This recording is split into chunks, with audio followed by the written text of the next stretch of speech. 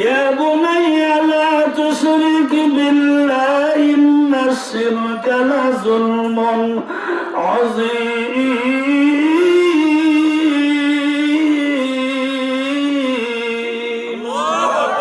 ও কলিজার টুকরা সন্তান, লোকমান আলাইহিস সালাম বলেন, কলিজার টুকরা সন্তান রে, আল্লাহ জানায়া দিলেন আল্লাহর সঙ্গে কাউকে শরীক করবে না। আল্লাহ ছাড়া কোনো মাবুদ নাই। আল্লাহ ছাড়া কোনো মাবুদ নাই। আল্লাহর সাথে কাউকে শরীক করা যাবে? পীর যতই বড় হোক, তার কদমে সাজদা দেওয়ার মতন অধিকার পৃথিবীর কোনো মানুষের নাই। আর যত বড় পীর হোক, শাহজালাল থেকে বড় হয়েছে কথা কয় না? শাহজালাল থেকে বড় হয়েছে।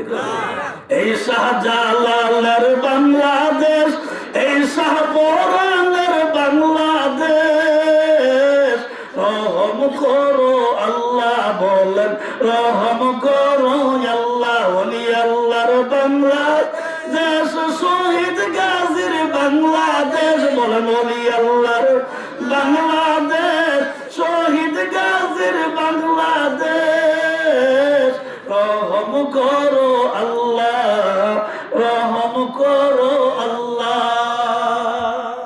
তাহলে এই কথাটা আপনাদের বুঝাইতে চাইলাম, টাকা পয়সা দিয়ে ধনী হইলে শান্তি হয় না, রহমত হয় আল্লাহর পক্ষ থেকে। ঠিক নেই? অনেক মানুষ আছে অনেক ধনী, বাবারে বাবা 10 তলা উপরে যে আলু। আবার অনেক মানুষ একবারে পড়ি কোনোরকম একটা বাঙ্গা করে থাকে, গিয়া দেখবেন স্বামী স্ত্রী এত মিল, এর চেয়ে সুখের দোয়ার আর দুনিয়াতে নেই। কথা কয় আসেনি এরকম? আমার কথা কষ্ট হয়। পুরান মানুষ মনে করছে যে এটি তো সন্ধ্যেদের আমার ঘরের মানুষ, এরকম মনে করে কই লিখতেছে যা করে মনে কষ্ট আল্লাহ যেন কবুল করে, বলে না জোরে কোন আমিন।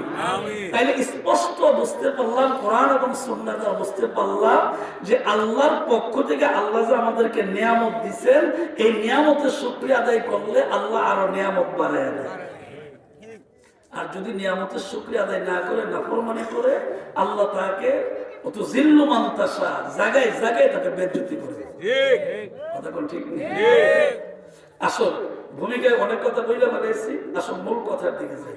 মূল কথা হলো যে এই পৃথিবীতে আপনি আসছেন, আমি অনেকবারই আপনাদের গ্রামে আসে, ফাঁকে একটু গ্যাপ গেছে। আচ্ছা, এই গ্যাপের পরে আজকে আবার আসলাম আপনাদের 13ই জানুয়ারি 2026 মঙ্গলবার আজকে আমি আসছি। এই যে গ্যাপটার ভিতরে আমার কয়েক বছর আসা হইল না, এর ভিতরে মনে হয় সবাই জীবিত আছে নাকি?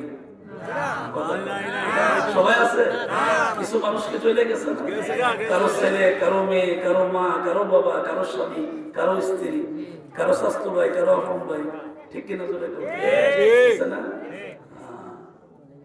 আর এরপর তো দুনিয়া লয়ে ভালো। দুনিয়া মৌসুমের খানা, কবর আগের ঠিকানা। দুনিয়া মৌসুমের খানা, কবর আগের ঠিকানা। कोई आगे रोआना है, कोई पाछे रोआना, कोई आगे रोआना है, कोई पाछे रोआना। जिंदगानी नगर पानी যাচ্ছে চলে যমুনা, জিন্দেগানি নগর পানি যাচ্ছে চলে যমুনা। টাকা করে সোনার বাড়ি রইবে পরে দুনিয়া।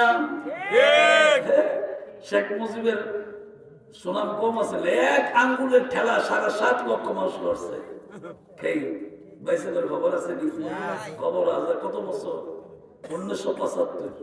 আজকে এর 1 বছর পরে আমি জন্ম হয়েছি, আমার 76-এ জন্ম। আপনাদের বোঝাবার জন্য কথা বলি, আমি কোনো রাজনীতি এখন করি না, বিশ্বাস মানুষ তো এটা থেকে 14 বার সেলিব্রেট করি। কারণ আমি জানি রাজনীতিতে শুধু প্রতিহিংসা আছে, এটার মধ্যে ভালো কোনো কাম খুব কম। এই বেসে গেলে এই বেসে দৌড়া, এই বেসে এই বেসে দৌড়া। আমাদের একটা দৌড়াদৌড়ি নেই, সবাই আমাদের কাছে আসে, আমরা কোরআন দিয়ে ইসলাম বোঝাই দিই। ঠিক আমরা সব সময় আমরা যে ধর্ম হতে কোনো সমস্যা নেই, বুঝাইতে চাই কিছু কথা বলা লাগে। তাহলে এই আল্লাহ তাআলা বলেন, বান্দারে এই পৃথিবীর জমিনে তোমার পাঠাইছি একটা নির্দিষ্ট সময় দিয়া, এইভাবে করে একদিন তুমি সবাইকে ফাঁকি দিয়া চলে যাবে। বলেন আপনি থাকবেন? আমি থাকবো? বঙ্গবন্ধু করে জিয়া রহমান রয়েছিনি? কদিন আগে তোমার বিবিও মারা গেছে, ঠিক না? দোয়া করি আন্তরিক। কেন দোয়া করি? তার একটা রাষ্ট্র পরিচালনা করলে মানুষের বোধ তৈরি থাকে, তবে তার একটা গুণ ছিল, গুণটা ছিল সে আলেমদের ভালোবাসত। সে কখনো আলেমদেরকে মন্দ বলে না, তার এই গুণটা ছিল। যদিও মহিলা মানুষ, দোয়া করি আল্লাহ তাআলা তার ভুলগুলি মাফ করে তার আল্লাহ জান্নাতের মেহমান বলে না। আমি দাদার জন্য দোয়া করতেন না? দাদারা মনে করছেন আপনি চিনেন, আমি আরো বেশি চিনি, কারণ আমি মুরাদনগর ফরেন পাবো। আমার ওয়াজ যদিও 100টা উদাহরণ আর কি, এমন 70টি মুরাদনগর। আপনি যেমন চিনেন দাদার আমি আরো বেশি চিনি। আল্লাহ যেন ওনার হায়াতে বরকত দেন বলে না। আমি এই মানুষগুলো দরকার আছে, তো সেবার জন্য এই মানুষগুলো দরকার আছে। আল্লাহ তাআলা আমাদের সবাইকে কবুল করুন বলে না। ছোট্ট করে যে কথাটা বুঝাইতে চাইলাম তাহলে এই, আপনি যদি যাওয়ার ইচ্ছা নাও করেন আল্লাহ কিন্তু নিয়ে যাবেন। আপনি যদি কবরে যাইতে নাও চান আল্লাহ কি করবেন? নিয়ে যাবেন। 2 দিন আগে হোক আর 2 দিন পরে হোক নিয়ে যাবেন কিন্তু আল্লাহ। এই রঙের ঘোড়া কত তো ওড়াইলাম। আমার আব্বা দীর্ঘ অনেক বছর ওয়াজ করতে করতে চন্ডিদার মান্নাঙ্গা দরবার সামনে ঘুমাই গেছে। আমার ওয়াজের বয়স 32 বছর পরে 33 বছর করতেছে। ছাত্র জীবন ওয়াজ করতে করতে আমার জানও শেষ, সব শেষ। তারপরে জনগণ আমার জিরাইতাম দেয় না। সারি কয়দিন আগে আমি কয় তারিখ আইলাম, যে এই কয়েকদিন আজকে কত 13 তারিখ নেই, 13 তারিখ 9 তারিখ 9 তারিখ আপনাদের এই মুরাদনগর থানার একেবারে শেষ গ্রাম গাঙ্গীরপুর পেয়ে গেছি। গাঙ্গীরপুর নাম শুনছেন? 4বার এসে আমি বারবার বলছি যে আমার 3বার হয়েছে, আমরা জিরাইতাম দেন। আমি 1 বছর গ্যাপ দেওয়া পরে বেড়ে হুজুর কি তা করা, আমি বুঝাইছি জনগণ তো বুঝে না, জনগণ বলে বুঝে না। আমি একটা বক্তা, জনগণ বলে আমার ছাত্র ছাত্র।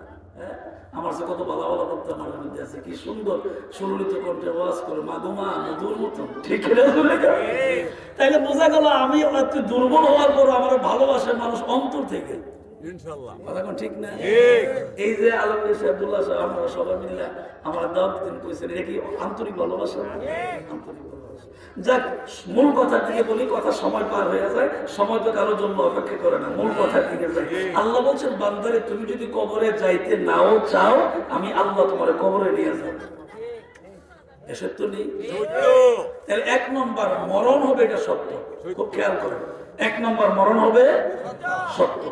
কোন দিন মারা যাবো এটা আমার জানা নাই, কিভাবে মারা যাবো এটা আমার জানা নাই। 4 নম্বর কবর কোথায় হবে? আমি যাত্রাপুরে জন্মগ্রহণ করছি, আমি চণ্ডীদার জন্মগ্রহণ করছি, আমি আমার গ্রামে মারা যাবো এরকম কোনো গ্যারান্টিও নাই।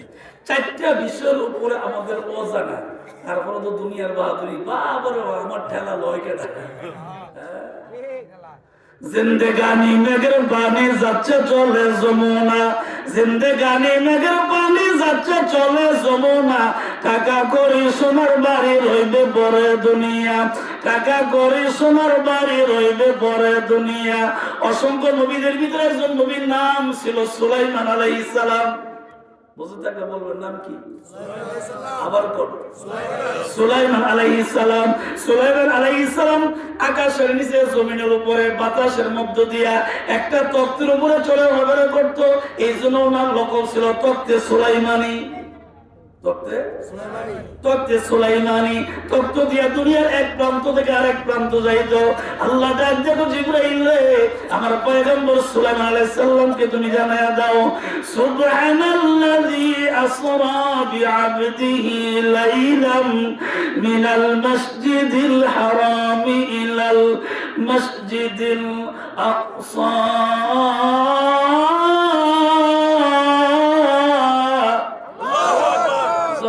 আল্লাহু আকবার, আরো জোরে কর। 30 পারা কোরআনটা খুলে দেখবেন, 15 পারায় প্রথম যে সূরাটা আছে, পারার শুরুতে প্রথম সূরা সূরাতুল বানি ইসরাইল। এই সূরা বানি ইসরাইল শুরুর মধ্যে এই আয়াতটা, এই আয়াতের মধ্য অংশে আল্লাহ তাআলা বলেন, আমি যতটুকু পড়ছি পুরাটা পড়ি নাই, যতটুকু পড়ছি এই আয়াতের শেষ দিকে আল্লাহ পাক 2টা মসজিদের কথা বলছেন। কয়টা মসজিদ? 2টা মসজিদের কথা বলেছেন। একটা হলো মসজিদুল হারাম আর একটা হলো মসজিদুল আকসা। মসজিদুল হারাম হইল কাবা শরীফ, মসজিদুল আকসা হইল ফিলিস্তিনের মুসলমানদের প্রথম কিবলা। বুঝে থাকলে বলেন, ঠিক আছে? মুসলমানদের প্রথম কিবলা হলো মসজিদুল আকসা।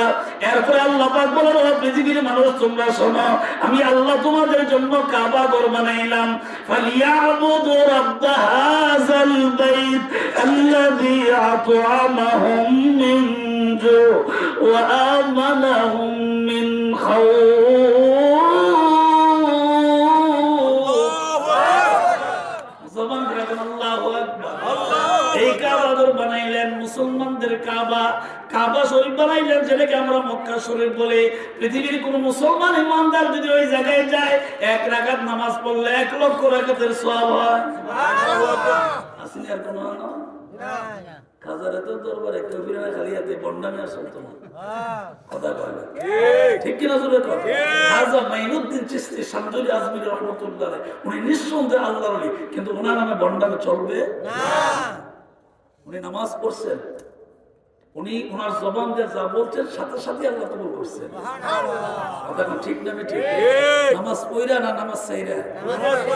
নামাজ পড়া। শুধু নামাজ পড়ছে তা না, উনি 24টা ঘন্টা আল্লাহর ধ্যানে মগ্ন থাকতেন। উনি যা বলতেন সাথে সাথে আল্লাহ তার সাথে সাথে এই দোয়াটা কবুল হয়ে যেত। ওনার জীবনী করে দেখেন, ওনার জীবনে ইসলামের জন্য উনি কি মেহনত করছেন।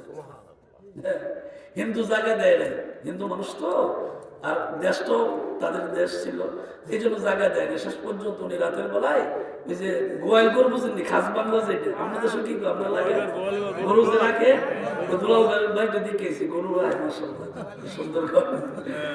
আমরা সন্ডিতের কসবা কয় গোয়াল গরু, খাস বাংলা বই এত শুদ্ধ ভাষার কোনো দরকার নেই, বড় খবর এত শিক্ষিত আইসি করতে এই ঘরের ভিতরে ঢুকছে, রাত্রেবেলা ছিল। সকালবেলা ওইটা দেখে রাখালেরা দেখে রে, রাতের বেলায় যে খাবার গুলা দিছিল গরুকে খাওয়ার জন্য একটা খাবারও খায় নাই। মালিক রে ডাক দেখো, মালিক রাতের বেলায় গরুকে খাবার দিছিলাম একটা খরমে, একটা গরু কোনো খাবার খায় নাই। মালিক দৌড়ে এসে দেখে গোয়াল ঘরের ভিতরে একজন মুসাফির দেখা যায়। দিনের বেলা যে লোকটা জায়গা চাইছিল লোকটাকে জায়গা দেয় নাই, রাস্তায় দাঁড়ায় দাঁড়ায় জিকির করে লা ইলাহা ইল্লাল্লাহ, লা ইলাহা ইল্লাল্লাহ, লা ইলাহা ইল্লাল্লাহ, লা ইলাহা ইল্লাল্লাহ মুহাম্মাদুর রাসূলুল্লাহ সাল্লাল্লাহু আলাইহি ওয়াসাল্লাম। মালিক এসে মুসাফির এই দিনের বেলা বসলাম জায়গা নাই, রাত্রে আমি থাকবো, এই জন্য আল্লাহ উনি মানুষ তো নরম হয়ে গেছে, আমরা জায়গা দিচ্ছি না, ঠিক আছে আমি রাত্রে থাকবো কই, সুযোগ পাইছি গোয়াল গরু হামাই গেছি, গরু একটা খাবারও খায় না। রাখাল গিয়া ডাক দেখো, মানে সারা রাত্র বড় উপবাস রইল, গরু কিন্তু একটা খাবারও খায় নাই। মালিক সাথে সাথে আল্লাহ ওলি খাজা মাইনুদ্দিন চিশতি শামসুল আজমেরি রহমাতুল্লাহ আলাইহির কদমের ভিতরে পড়ে ডাক দেখো, আল্লাহর ওলি গো মাফ করবেন, বুঝতে পারি নাই আপনি যে আল্লাহর খাস গোলাম, বুঝতে পারি নাই, মাফ করে দিয়েন, আমি আর আমার ধর্মে থাকলাম না, কালিমা পড়ে মুসলমান হয়ে গেলাম। উনি কি নামাজ পড়া আল্লাহর নিচে না সাইরা পড়া? আমাদের দেশে আছে নাম কইয়া ঘুরে নামাজের কাছে তো শব্দ মরণ লাগবো একবার। এই জবান, এই চক্ষু, এই কান, সমস্ত অঙ্গ প্রত্যঙ্গের জবাব দেওয়া লাগবো। اليوم نختم على أفواههم وتكلمنا أيديهم وتشهد أرجلهم بما كانوا يكسبون.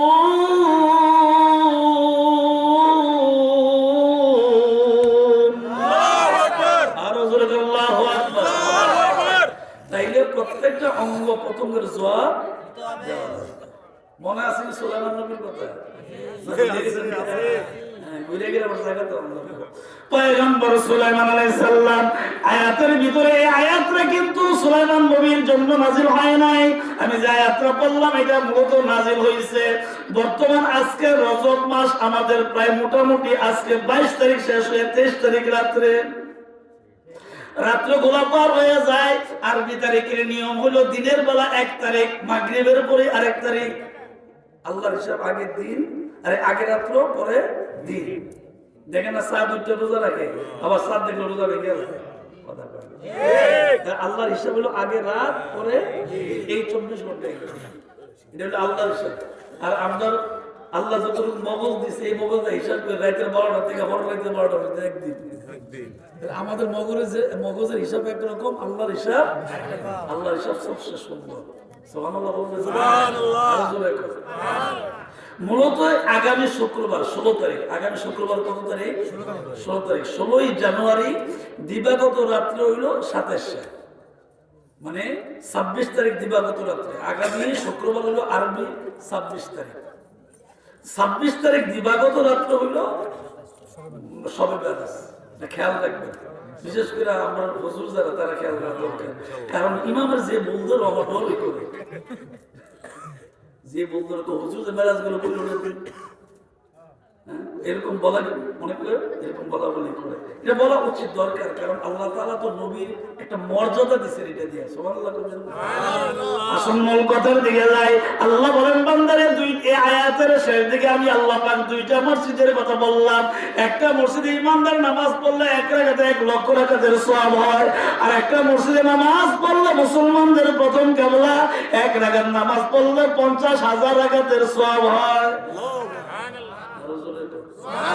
পয়গম্বর সুলাইমান আলাইহিস সালামকে আল্লাহ ডাক দেন, আল্লাহ ডাইরেক্ট কারো ডাক দেন না, জিবরাইলকে ডাক দেন, জিবরাইল আমার পয়গম্বর সুলাইমান আলাইহিস সালামকে তুমি বলিয়া দাও একটা মসজিদ বানানোর জন্য যে মসজিদের নামকরণ হবে মসজিদুল আকসা। মসজিদুল আকসা।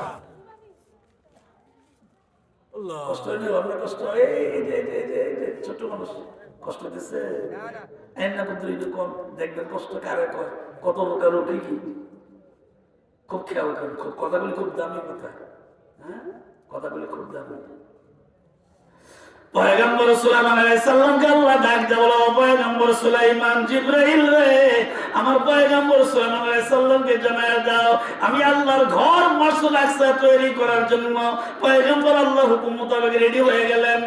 মানুষকে ডাকলেন, জিন জাতিকে ডাকলেন। দুইটা জাতি সুলাইমান আলাইহিস সালামের কথা শুনতেন। কয় জাতি? জোরে কোন কয় জাতি? কোরআনে কারীমের ভিতরে আল্লাহ দুই জাতির কথা বলছেন। কয় জাতির কথা বলছেন? দুই জাতির কথা আল্লাহ বলেন, ওয়া মা খালাকতুল জিন্না ওয়াল ইনসা ইল্লা লিয়াবুদুন।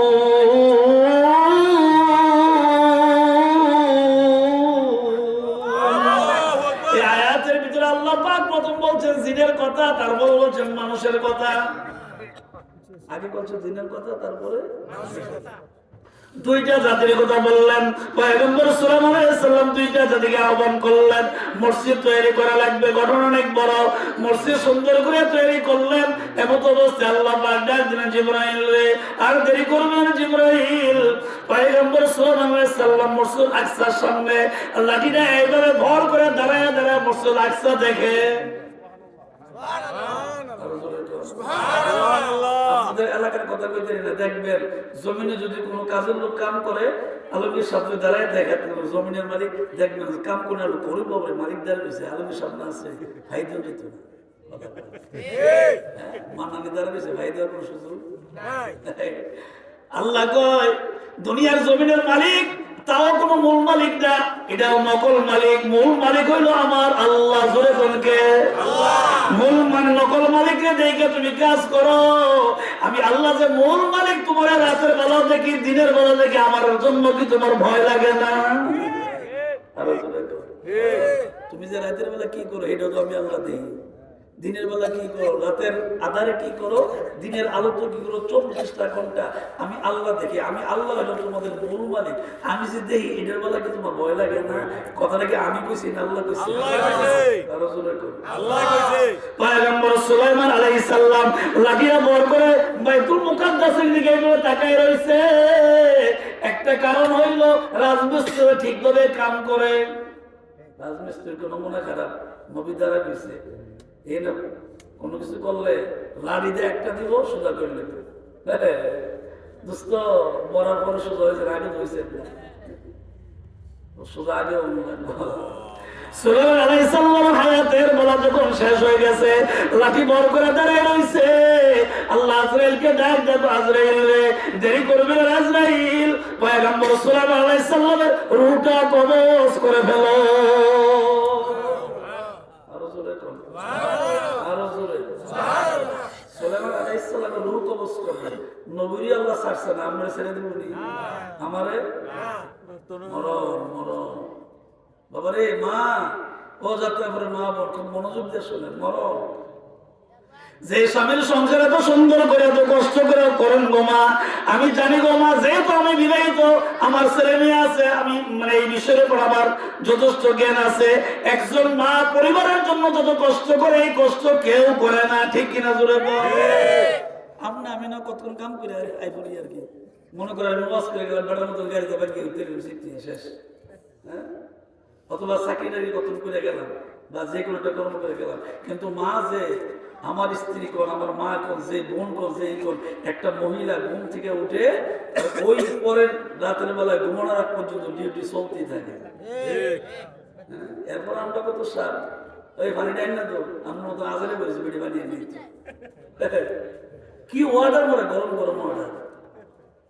এই যে সকালবেলা ফজরের সময় আমার মা, আমার বিবি, আমার মেয়ে, আমার বোন, এই যে মহিলাটা ঘুম থেকে উঠলো, এই যে কাজ শুরু করলো, তার আরেকটা ঘুম আসার পর্যন্ত শুধু সংসারে কাম ঠেলতে যান শেষ, ঠিক কিনা?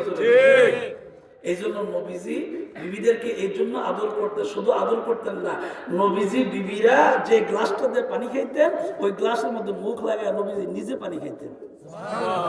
আরো জোরে কোন সুবহানাল্লাহ। নবীজির সিরাতুন নবী সাল্লাল্লাহু আলাইহি সাল্লাম, নবীজির জীবনী বলে দেখেন।